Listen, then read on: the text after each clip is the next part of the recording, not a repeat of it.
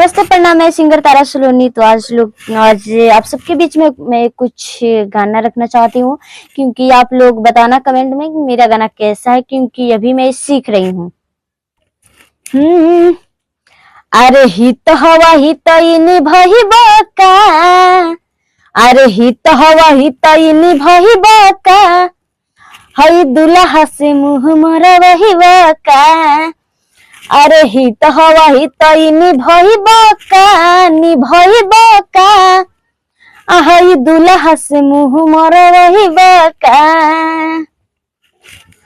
कि कमर के नीचे पहिर के घूमेली साड़ी हो, अरे कमर के नीचे पहिर के घूमेली साड़ी हो।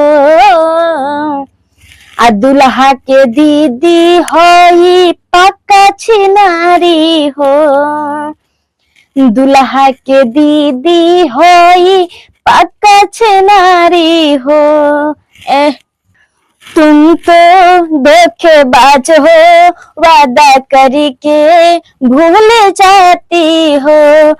तुम तो धोखेबाज हो, वादा करके भूल जाते हो। रोज रोज तुम जो सनम ऐसे करोगे, रोज रोज तुम जो सनम ऐसे करोगे, हम जरूर उठ जाएंगे तो हाथ मलोगी। हाँ हाँ, तुम तो बड़ी चालाक हो, मुस्कुरा के दिल जलाती हो। तुम तो बड़ी चालाक हो, मुस्कुरा के दिल जलाती हो। तुम तो धोखेबाज हो, वादा करके भूल जाते हो। हाँ, कि राह चलेला टोकेला सोनार सैया जी, कि राह चलेला टोकेला सोनार सैया जी। काहे नथिया गढ़वला उधार सैया जी, काहे नथिया गढ़वला उधार सैया जी।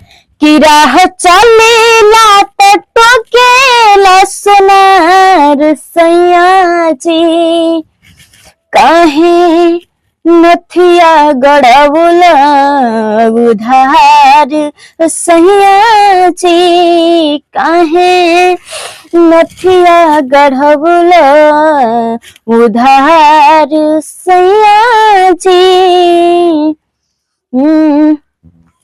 कि राह धोके चली चाहे चलिला डगरिया हो, राह धोके चली चाहे अरे चलिला डगरिया।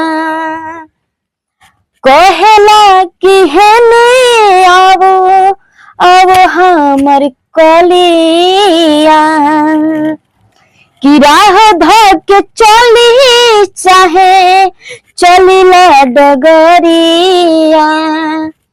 कहेला कि हेने आवो हमर कलिया। जदी करत होइब हमरा से प्यार राजा जी, जदी करत होइब हमरा से प्यार राजा जी। जाके अभी चुका दे उधार सैया जी। राह चलेला कि राह चलेला टोकेला सोनार सैया जी, काहे नथिया गढ़वला अरे उधार सैया जी। तो नमस्ते, प्रणाम। और आप लोग के कैसे लगा मेरा गाना? सॉरी, गलती हुआ तो माफ कर दीजिएगा, क्योंकि अभी हम सीख रही हूँ। ठीक है, तो आप लोग कमेंट बॉक्स में जरूर बताना।